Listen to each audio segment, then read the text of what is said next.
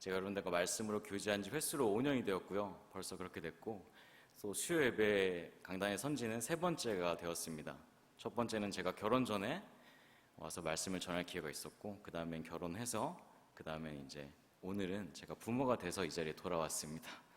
제 삶의 상황은 많이 변했지만 제가 하나님의 말씀을 전하는 사람으로서 한결같이 서야 한다는 어떤 목사님과 성도 여러분의 가르침이라고 생각하고 순종하는 마음으로 이 자리에 섰습니다. 저와 여러분들의 인연을 세속적으로만 생각하지 말고 신앙적으로도 생각해 볼 수 있는 그런 기회가 됐었어요. 여러분들에게 어떤 말씀을 전할까 고민하면서 하나님께서 저와 여러분을 하나님의 자녀로 불러주셨습니다.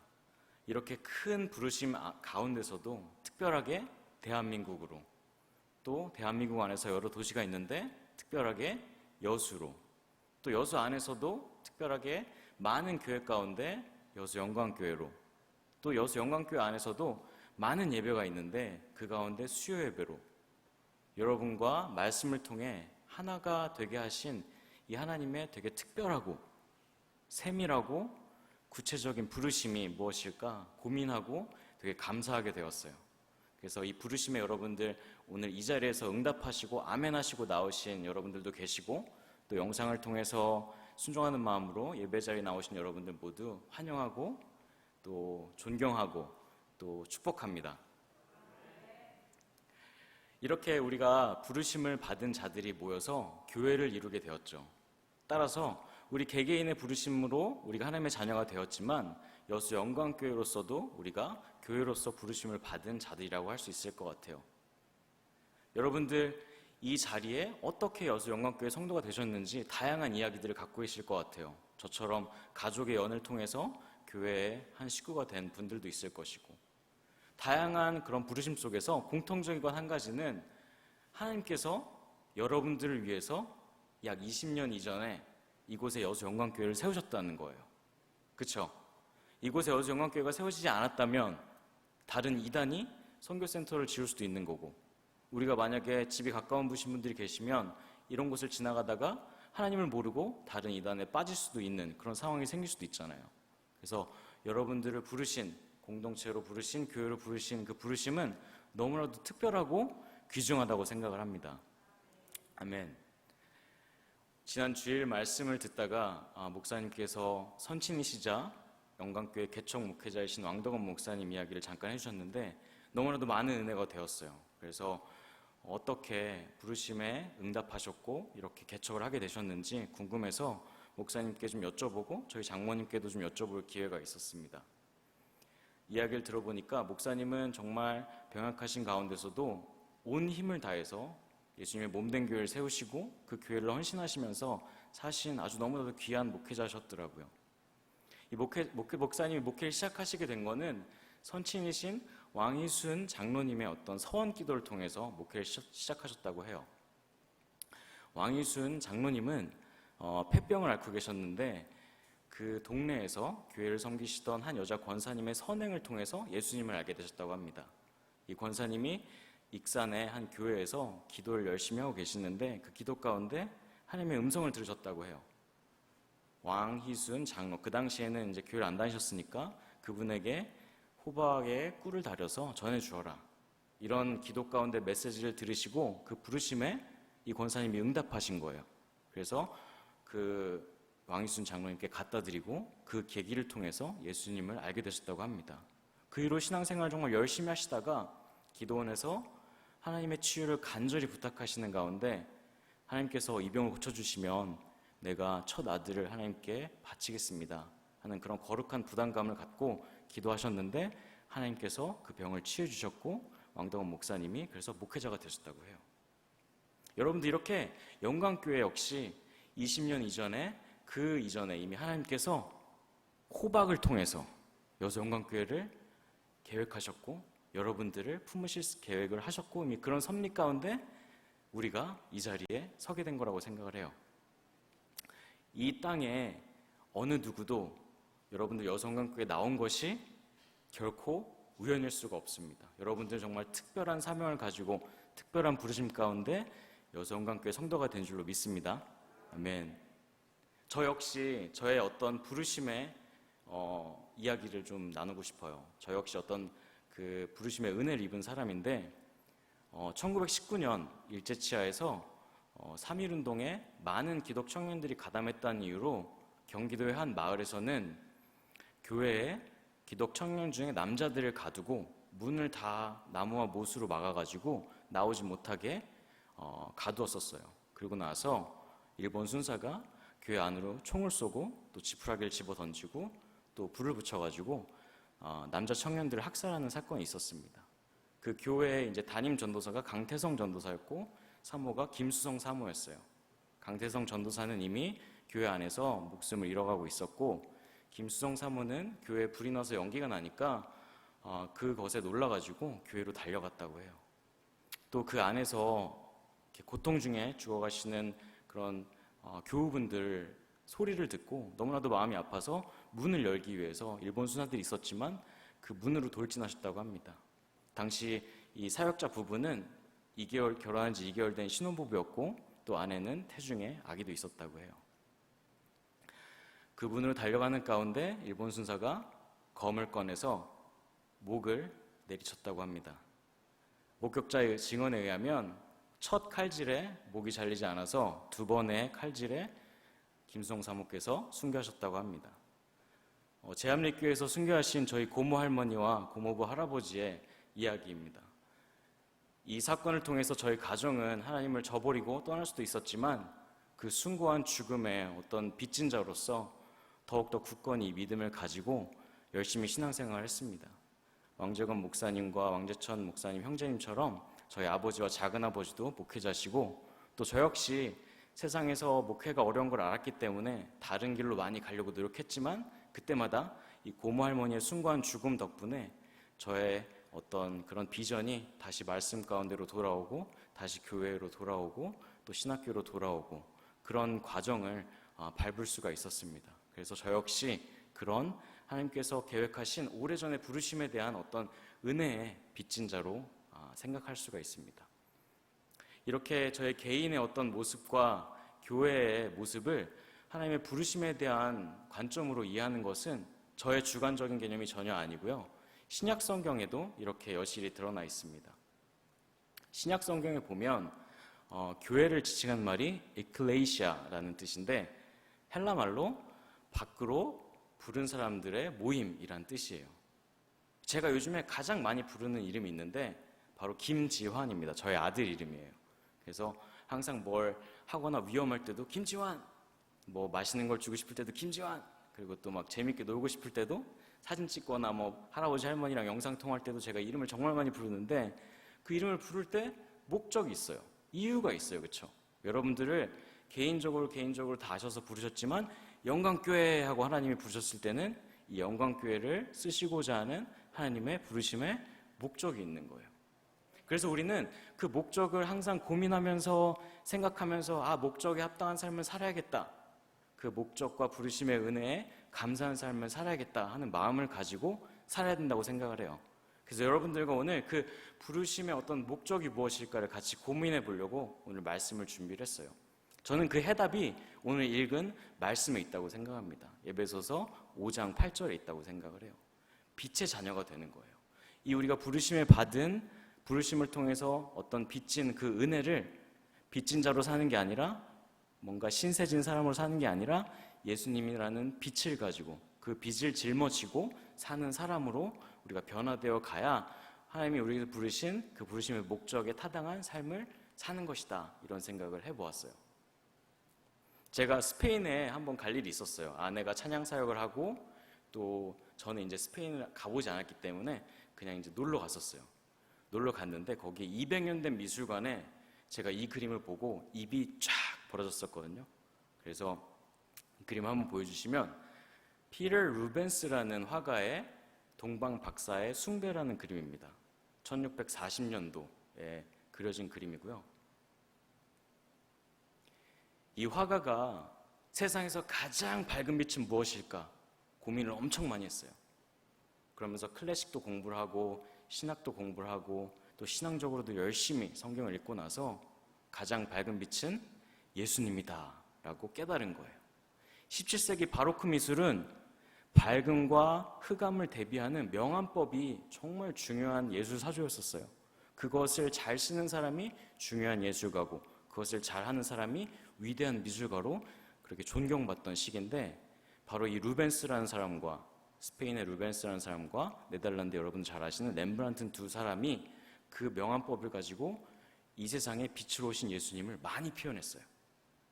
특히나 우리 성경을 볼 때 마태복음에서는 큰 별빛이 동방박사에게 예수님이 태어나신 길을 안내하는 역할을 합니다. 마가복음에는 예수님이 태어나신 이야기가 안 나오고, 누가복음에서는 천사들의 환한 빛이 목자들에게 빛을 비추어요. 근데 요한복음은 이런 것들 다 빼버리고 거두절미하고 직접적으로 메시지를 전해요. 예수님은 빛으로 이 세상에 오셨다. 그러니까 이 화가가 그 공간복음서의 그 신학, 다르지만 같은 그 신학, 예수님은 이 세상에 빛으로 오셨고 우리는 그 빛을 전하는 사람이 되어야 된다는 것을 너무나도 좋게 강조를 하고 있는 거예요. 근데 이 예수님은 빛이시라는 메시지가 예수님의 이야기만 국한된 게 아니에요. 여러분들 성경을 만약에 젖은 수건이라고 생각하고 성경을 막 쭉 짜면 막 물이 떨어질 거 아니에요? 그 물이 빛빛빛빛 하면서 떨어질 수가 있을 것 같아요. 제가 생각할 때는. 왜 그러냐면, 자, 창세기 1장 1절 하나님께서 태초를 창조하시고 뭘 제일 먼저 만드셨죠? 빛이 있으라. 빛을 먼저 만드셨어요. 요한계시록, 성경의 마지막 묵시인 요한계시록 21장에 가면 예수님께서 새벽별처럼 다시 오실 것이라고 예언이 되어 있어요. 그리고 구약에서 정말 중요한 사람 중에 하나인 모세가 하나님을 만날 때 어떤 일이 있었죠? 출애굽기 3장에 보면 떨기나무 앞에서 빛이신 하나님을, 거룩하신 빛이신 하나님을 만나서 신발을 벗고 하나님을 독대하게 돼요. 신약에서는 어떻습니까? 오늘 본문의 저자인 바울이 다메섹 선상에서 예수님을 어떤 모습으로 만나죠? 네, 답이 너무 쉽죠? 빛이신 모습으로 만나요. 심지어 눈이 멀 정도로 밝은 빛인 예수님을 만났어요. 그러니까 성경 처음과 끝뿐만 아니라 중간에서도 빛에 대한 이야기를 많이 해요, 성경이. 따라서 이걸 종합해 보면 과거에, 여러분들 보시기에 과거에 하나님께서 태초의 천지를 빛으로 창조하셨어요. 그리고 미래 예수님께서 새벽별처럼 빛으로 오실 거예요. 그럼 현재를 우리가 어떻게 살아가야 되느냐? 우리가 바로 빛의 자녀들로 살아가야 된다. 이렇게 해도 성경을 이해해 볼 수가 있는 것 같아요.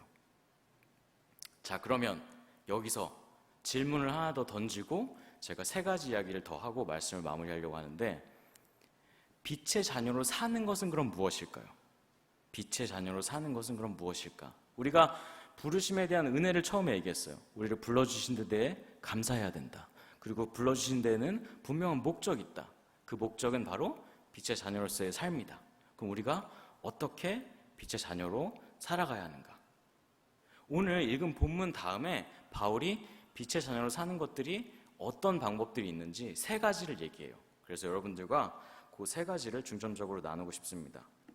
자, 첫 번째, 여러분들 마스크를 써서 어려우시겠지만 같이 한번 읽어볼게요. 시작. 빛의 자녀로서의 삶은 나를 밝히는 자기 반성 회개다. 에베소서 5장 9절 이후에 말씀을 읽어보면 빛의 자녀로 사는 처음 단계는 어두움의 일에 참여하지 않는 것입니다. 바울이 그렇게 얘기를 하고 있어요. 어두움의 일에 참여하지 마라. 우리의 삶을 착하고, 빛의 열매가 착함과 의로움과 진실함이라고 얘기를 하거든요. 그러니까 우리가 착하고 의롭고 진실하게 살아가야 빛의 자녀로 살아가는 거예요. 10절에서 바울은 이것이 주님께서 기뻐하실 만한 일이라고 이야기를 합니다.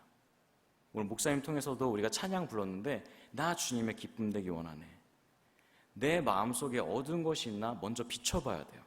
내 마음속에 유혹들이 도사리고 있고 죄성이 도사리고 있는지 빛을 비춰서 그 어두움을 몰아내야 해요. 요즘 세대가 너무나도 악합니다. 주변에 많은 사람들이 결정한다고 해가지고 항상 선한 일이 아니에요. 제가 미국에서 살다 보니까 더 다양한 사람들이 모여서 사는데 막 많은 사람들이 으쌰해서 뭘 결정하지만 제가 봤을 때 하나님의 마음이 아프실 만한 일들도 일어나는 것 같아요. 한국은 어떻습니까? 젊은 아이들이 온라인에서 성착취물에 중독이 돼요. 쉽게 접할 수 있으니까. 그리고 중고물품을 교류하는 당근마켓 이런 데서는 같이 술 한잔 하실래요? 뭐 불륜을 조장하는 글들도 올라온다고 해요. 또 막 메시지 같은 걸 통해서 마약도 쉽게 구매가 가능하다고 합니다. 세상이 너무나도 악해졌어요. 가장 최신 기술인 여러분 딥페이크라는 기술 혹시 들어보셨나요? 인공지능이 얼굴을 막 인식하는 거예요. 우리 막 핸드폰 열 때도 막 얼굴 인식하잖아요. 그 얼굴을 인식해서 영상을 창조해낼 수가 있다고 해요. 그래서 어떤 분이 영상 통화를 걸면 심지어 이제는 영상 통화까지도 복제가 가능한 거예요. 제가 사진 한 장 준비했는데 어떤 딸이 방송사 작가랑 미리 얘기를 하고 딥페이크 기술로 딸이 아닌 다른 사람이 딸의 얼굴로 아빠한테 전화를 걸었어요. 아빠, 나 병원인데 이만큼 돈을 여기로 붙여줘. 나 다쳐가지고 아무것도 지금 없어. 그랬더니 아버님이 붙였을까요? 안 붙였을까요? 우리가 이렇게 쉽게 사기와 또 위선과 어떤 그런 탐심 같은 거에 유혹에 너무나도 쉽게 노출되어 있어요. 이런 걸 할 수 있으면 내가 사기를 칠 수가 있는 거예요. 따라서 우리가 우리 마음을 스스로 예수님의 빛으로 비춰서 어둠을 몰아내고 유혹을 몰아내지 않으면 우리가 주님의 기쁨이 될 수가 없을 것 같아요. 우리 영광교회 성도님들 모두는 주님의 기쁨 되시는 빛의 자녀가 되시기를 간절히 축원합니다. 두 번째로 또 한 번 같이 읽어볼게요. 시작. 빛의 자녀의 삶은 이웃을 밝히는 화목이다. 나를 밝혔었어요, 먼저. 그리고 에베소서 5장 21절부터 바울은 가족과 그리고 이웃과의 관계에 있어서 화목을 엄청나게 중요하게 강조를 합니다. 우리가 잘 아는 뭐 남편은 아내에게 이렇게 하고 아내는 이렇게 해라, 남편에게 이렇게 해라, 이런 것들이 다 여기 나오는 이야기들인데 사람 중에도 밝은 사람이 있고 어두운 사람이 있어요. 여러분들은 밝은 사람이신가요? 아멘. 밝은 분들인 것 같아요. 얼굴이 너무나도 환하시고 지금 보니까 다들 지금 찬양과 기도 가운데 막 얼굴이 막 더 젊어지고 계신 것 같아요. 근데 제 주변에 어떤 사람이 밝은 사람일까 좀 생각을 많이 해봤어요. 왜냐하면 저는 저 스스로 밝은 사람이 아닐 수도 있겠다 생각을 많이 하거든요. 왜냐하면 제가 지금 공부를 하고 학교에서 이제 막 가르치는 일을 하고 있는데 막 학자들의 글을 읽다 보면 뭐 하나라도 꼬투리를 잡아야 돼요. 이 사람이 틀렸다고 뭐라도 좀 비판적으로 얘기를 해야 되기 때문에 제가 너무 막 그런 걸 하다 보니까 가끔 별거 아닌 일에도 막 너무 차갑게 너무 냉철하게 막 이렇게 반응할 때가 있어가지고 저는 밝은 사람이 아닌 것 같다는 생각이 들어가지고 그럼 제 주변에 누가 밝은 사람일까 고민을 많이 해봤는데 제가 코로나 기간에 가장 많이 접해 있었고 가장 많이 그 옆에서 지켜본 저희 아내가 아마 제 주변에서는 가장 밝은 사람이 아닐까 생각을 좀 해보았어요. 근데 어떻게 밝지? 이런 생각을 해봤는데 제가 잘 지켜보니까 저희 아내는 막 스트레스 받고 막 사람이랑 막 너무 막 안 좋은 일 있고 이러면 하나님 앞에 가서 기도를 하더라고요. 그래서 막 그 사람에 대해서 막 너무 마음이 아프고 화가 나고 이런 것들을 하나님 앞에 털어놓고 나서 그 마음이 평안해지는 걸 느끼는 거예요. 그래서 이 화를 이 사람에게 풀어주지 않아도 내가 이 사람과 싸우지 않아도 괜찮아지는 어떤 그런 경험을 했다고 해요. 어느 날도 방 안에서 열심히 막 누구 이름을 부르면서 기도를 하고 있는 거예요. 제가 이제 방 안에 화장실 있어가지고 조심스럽게 들어가다가 낯익은 목소리로 기도를 하길래 놀랐어요. 제 이름을 막 부르고 있더라고요. 여러분들 눈치챘겠지만 제가 아내를 서운하게 한 거예요. 근데 순간 섬찟한 거는 아내가 화를 내서 섬찟한 게 아니라 하나님한테 이르고 있잖아요, 지금. 내가 아내한테 잘못한 걸 하나님이 이미 알고 계셔. 어떻게 해야 되지? 우스갯소리로 아내가 기도를 끝난 다음에 밝은 얼굴로 저에게 오길래 제가 얘기를 했어요. 신신당부하면서 하나님께 이르지 말고 나한테 얘기를 해라. 내가 고칠 테니까. 그래서 근데 여러분들 기도가 안 나올 만큼 막 진짜 막 죽이고 싶은 사람이 있을 수도 있어요. 제가 입으로 범죄하는 것 같지만 저도 형제 간에 뭐 가족 간에 그런 일들이 있을 수 있다고 생각을 해요. 그럼 여러분들 주기도문을 외우세요. 주기도문에 예수님께서 주신 100점짜리 기도잖아요. 하나님과 나와의 관계, 나와 이웃과의 관계, 그리고 나와 세상과의 관계를 예수님께서 아주 잘 정리해 놓으셨는데 한번 띄워주시겠어요? 그 중에 인간관계에 관한 대목이 딱 하나 있어요. 근데 그게 뭐냐면 용서예요. 그러니까 예수님은 인간관계에서 너희들이 하나만 해 이렇게 하고 주기도문에 넣어놓으신 건데 그게 뭐예요? 용서. 화목의 빛을 비추는 거예요. 인간관계에서 저 사람이 나한테 잘못했어. 막 맞아도 싸. 내가 화내도 싸. 이렇지만 용서를 해라 하고 주기도문 예수님께서 100점짜리 기도에 딱 넣어 놓으셨어요. 그리고 나서 그 근거가 뭐냐? 그 앞에 부분. 우리에게 일용할 양식을 주옵시고 우리가 우리에게 죄 지은 자를 용서한 것 같이 우리의 죄를 사하여 주옵시고 우리의 죄를 사하여 주십사 하는 마음에 우리가 주변 사람들과 화목한 관계를 유지하는 거예요. 하나님께서 우리 죄인된 우리를 용서해 주셨잖아요. 그렇죠? 그게 바로 구원이에요. 그러면 우리가 다른 사람들을 용서하면 우리가 하나님의 구원을 답습하고 실천하는 게 되는 거예요. 하나님께서 너무나도 기뻐하실 만한 일이고 중요한 일이기 때문에 우리가 화목의 빛을 이웃에게 비춰야 해요. 영광교회 성도님들 모두 가족 간의 관계에서, 교회 안에서, 또 직장에서, 학교에서 어디서든지 화목의 빛을 비추는 그런 성도님들 되시기를 축원합니다. 그리고 마지막으로 또 같이 따라해 볼게요. 시작.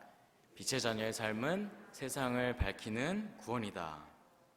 에베소서 5장은 나 자신의 모습과 이웃과의 관계를 이제 주로 얘기하는데 6장으로 넘어가면 이 세상에서, 교회 밖에서, 우리 공동체 밖에서 어떻게 빛의 자녀로 살아가야 하는가 바울이 얘기를 해요. 특히 6장 19절에 보면 바울의 상황을 통해 알 수 있는 것은 우리를 빛의 자녀로 만드신 예수님의 목적은 이 빛을 우리가 가두고 혼자 즐기는 것이 아니라 그 빛을 전하는 데 있다고, 담대히 전하는 데 있다고 생각해 볼 수가 있을 것 같아요. 아멘. 여러분들 혹시 여러분들 삶 가운데 어떤 순간에 막 어둠에 막 짓눌린 것 같은 경험을 했는데 뭔가 한 줄기 빛이 내 삶에 들어와서 평온해지고 뭔가 밝아지는 그런 경험을 혹시 해보신 적 있으신가요? 다른 사람들에게 빛을 전달하는 것, 어둠에 쌓인 아주 억눌린 그런 사람들에게 구원의 빛을 전달하는 게 정말 너무나도 귀한 일인 걸 저는 이 말씀을 준비하면서 깨닫게 되었어요. 제가 어떤 한 배우의 얘기를 소개해드리고 싶어요. 최강이라는 배우, 제가 학교라는 드라마를 통해서 알게 되었는데 배우라는 직업이 여러분들 너무 막 우울하고 너무 이렇게 다운되는 직업이더라고요. 이분이 신앙간증을 통해서 나눈 얘기를 제가 한번 들어봤는데 막 인기가 엄청 좋을 때는 막 사람들의 관심과 이목을 끌으니까 막 엄청 세상이 다 밝아 보이는 거예요. 다 핑크빛 같고 다 밝고 다 긍정적으로 보이는 거예요. 근데 소속사 간에 문제가 생기거나 일거리가 안 잡힌다거나 개인적인 문제로 다쳐서 일을 못하는 경우에는 그런 어떤 대중의 어떤 인지를 못 받고 인정을 못 받으니까 너무나도 막 공허한 거예요. 어디라도 막 의지하고 싶으니까 술과 담배로 중독이 되고 또 그 중에서는 도박을 하는 연예인도 많다고 해요. 근데 이 최경이라는 배우 역시 술과 담배에 찌들어가지고 막 크리스마스에는 자기가 기억했던 얘기를 한번 얘기해 준 적이 있는데 담배 꽁초로 크리스마스 트리를 만들 정도였다고 해요. 너무 우울하니까 사람들은 다 행복해 보이는데 자기는 너무 우울하니까. 그러다가 이분이 예수님을 만난 거예요.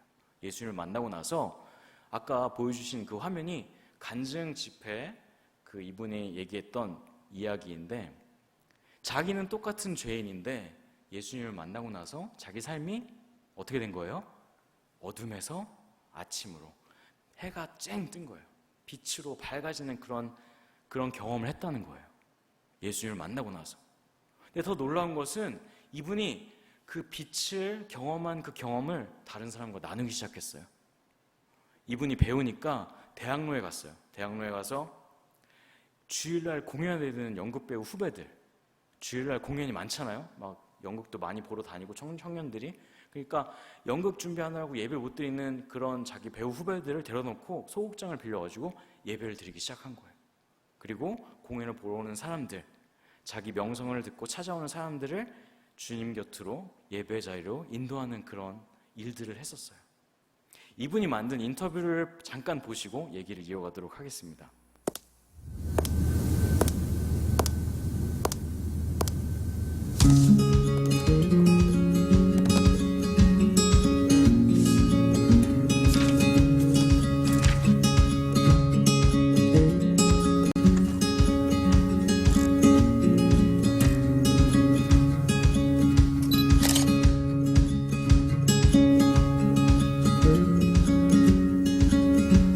하나, 둘, 셋.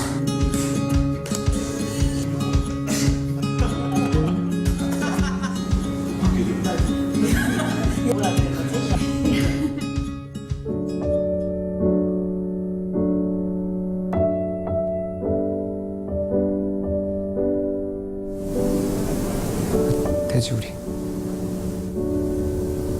난파선? 나는 나. 무생물.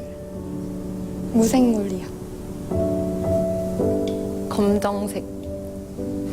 상처. 가면. 찌질이. 망나니요. 정말 생각 없이 살고 있었고, 계속 같은 고민을 해결하지 못하고 그 두려움에 갇혀서 계속 돌고 도는 고민 속에 갇혀 있어서요. 빠져나오지 못하고. 내가 상처를 주는 거에 대해서 잘 몰랐던 것 같아요. 이제 알게 된 거야. 네.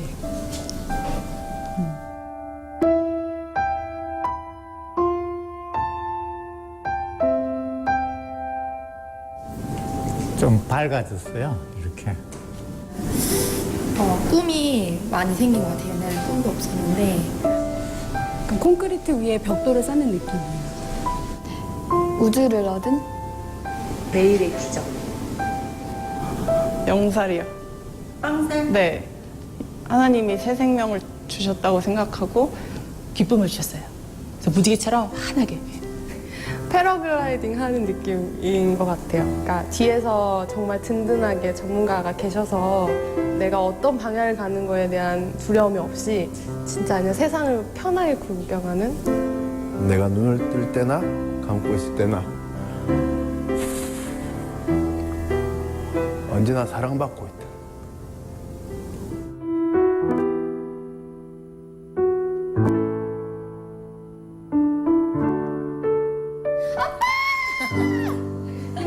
아빠, 저 왔습니다.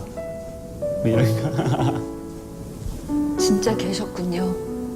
보고 싶었어요. 보고 싶었어요, 아버지. 너무 보고 싶었고 칭찬해 주시고 잘했다 내 딸아 이렇게. 주님, 저 잘했죠? 사랑합니다. 하나님 사랑해요. 사랑해요. 그리고 하나님 이런 계속 감사합니다. 저희 가족 되셔서. 하나님 매일 아버지라고 부를 수 있게 해주셔서 너무 감사하죠. 너무 감사한데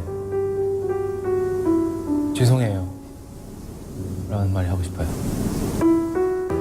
하나님 언제부터 저를 보셨나요? 꼭 물어보고 싶어요, 진짜. 저 실수도 많이 했는데 그래도 노력했어요. 주님.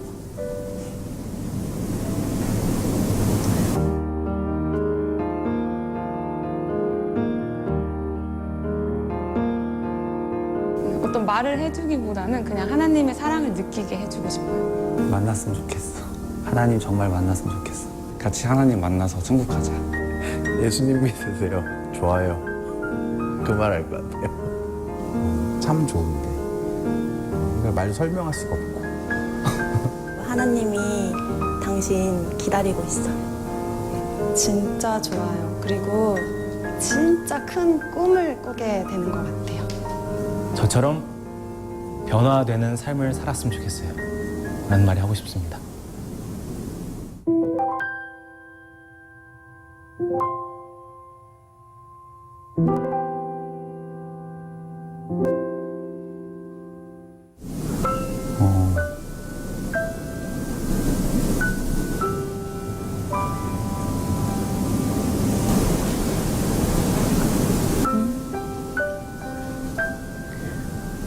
왜요?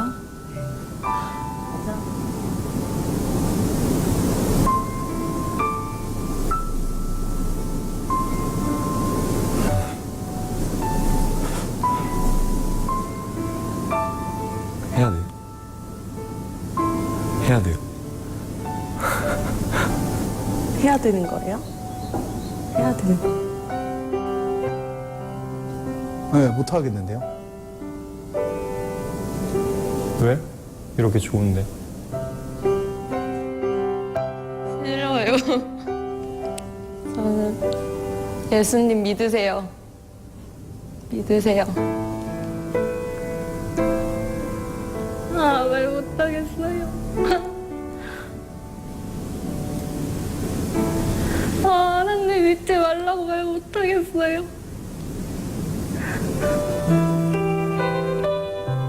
사랑하는 사람은 서로 닮아간다고 합니다. 당신을 통해 하나님의 모습을 봅니다.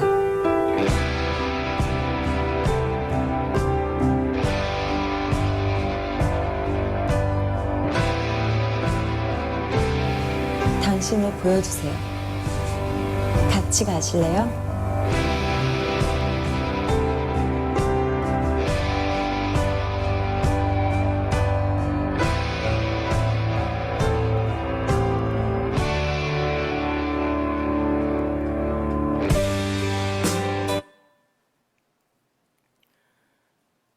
이분이 섬기시는 교회 이름을 이렇게 지었다고 해요. 빛의 자녀들 교회. 그리고 빛을 만난 사람들을 인터뷰하면서 우리도 깨닫게 되는 게 있었으면 좋겠습니다. 한 나이 많이 드신 지긋한 어르신이 얘기하죠. 하나님을 만나고 밝아졌다고. 하나님을 알기 전에 청년들이 얘기합니다. 자기 삶이 어두컴컴한 돼지우리 같고 또 파도 속에 난파선 같았다고. 최강희 배우가 전한 빛, 그리고 최강희 배우가 되어준 그 등대를 통하여서 저 사람들이 예수님을 만났어요. 빛이신 예수님을 자기 삶 속에서 경험하고 더 놀라운 사실은 이제 그 빛을 숨길 수가 없어요. 예수님 믿지 말라고 했지만 한마디도 뗄 수가 없는 상황에 이르렀었어요. 영광교회 성도 여러분, 영광교회도 여수라는 아름다운 도시에 언덕에 아름답게 자리했어요. 교회 건물 너무 아름답고 또 여기에 있는 신앙의 유산이 너무나도 위대합니다. 우리가 교회 비전처럼 이웃과 함께 울고 웃으면서 이 빛을 전한다면 하나님께서 그 사람들에게 역사하실 거라고 믿어 의심치 않습니다. 그 사람들 마음속에 예수님의 빛이 찾아간다면 그 사람들의 삶이 변화되고 세상이 변화되는 그런 역사가 일어날 줄로 믿습니다. 잠시 한 1분간 저희가 이 말씀을 가지고 묵상을 하기 원합니다. 함께 눈을 감고 이 어둠을 좀 느껴보시기 원해요. 내 마음속에 또 내 주변 이웃에 또 세상에 여전히 어두운데 내가 빛을 밝히지 않고 빛을 밝히지 못하고 또 다가가지 못하는 그런 장소가 있거나 사람이 있거나 그런 시간이 있다면 지금 이 시간 하나님께서 내 마음속에 빛을 비춰야 할 곳을 깨닫게 도와주시고 우선은 내가 밝아져야겠죠. 그리고 이웃과의 관계에서 화목해야겠고 그리고 세상에 빛을 전하는 구원의 방주 역할을 감당해야 될 줄로 믿습니다. 이 시간 하나님께서 내 마음속에 어두운 곳이 어딘지 깨닫게 해달라고 조용히 묵상하신 시간 잠깐 갖도록 하겠습니다. 네, 감사합니다. 우리 삶 속에서 지뢰 같은 어둠 가운데서 내 마음속에 큰 죄성이 도사리고 있지는 않습니까? 내 마음속에 있는 큰 위험이 도사리고 있지 않습니까? 나의 마음을 밝혀주시고 나의 어떤 정말 숨겨져 있는 그런 악함을 추억함을 들어보시도록 해주옵소서. 이웃과의 관계에서 우리가 정말 밝혀야 되는 그 빛이 있습니다. 우리의 빛을 필요로 하는 그런 가족과 이웃과 친척과 정말 지금 그날도 있습니까? 주님 쉽게 맡겨주시고 저들에게 어떻게 다가가야 하는지 지혜 허락하여 주시고 아니 담대 허락하여 주시고 저들과 정말 그 빛을 나눌 수 있는 그런 기회를 허락하여 주옵소서.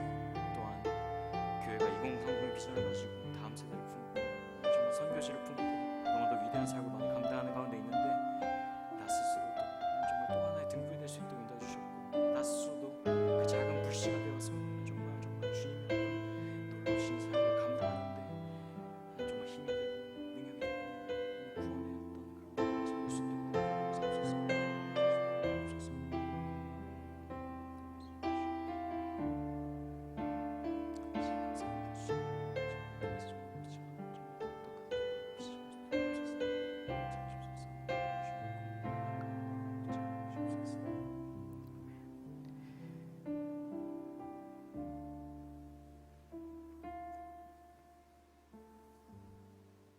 하나님, 우리를 불러주셔서 참 감사합니다. 우리에게 육체의 생기를 불어넣어 주신 것에 나아가 하나님의 자녀로, 예수님의 제자로, 성령님의 일꾼으로, 그리고 영광교회 성도로 살게 하신 그 은혜를 잊지 않게 늘 도와주시옵소서. 코로나가 극심해지고 있습니다. 확진자는 늘어나지만 예수님의 빚진 자는 늘어나지 않는 한국교회를 불쌍히 여겨주시고, 이러한 시국에도 선교의 불을 지피는 여수 영광교회에 더 큰 은혜와 축복 내려주시기를 간구합니다. 하나님을 향한 부르심에 많은 수고를 하신 영광교회 모든 사역자님들의 헌신에 감사하고, 또 그런 신앙의 유산을 저희가 다음 세대에도 잘 이어갈 수 있도록 은혜 내려주시기를 간절히 소원합니다. 로마서 12장, 이웃과 함께 웃고 올라가는 교회 비전을 더 잘 실천하기 원합니다. 이를 위해 여러 모습으로 헌신하는 성도님의 작은 손길까지 모두 기억하여 주시고, 그 모든 가정과 사업도 책임져 주시길 간절히 기도합니다. 이 모든 교회의 사업과 선교를 통해 영광교회가 구원의 등대 역할을 감당하는 빚진 자 공동체로 한 걸음 더 나아갈 수 있도록 인도해 주시기를 간절히 원합니다. 이 모든 말씀 우리에게 빛을 주신, 빛으로 오신, 그리고 우리를 빛으로 인도하신 예수님의 이름으로 기도합니다. 아멘.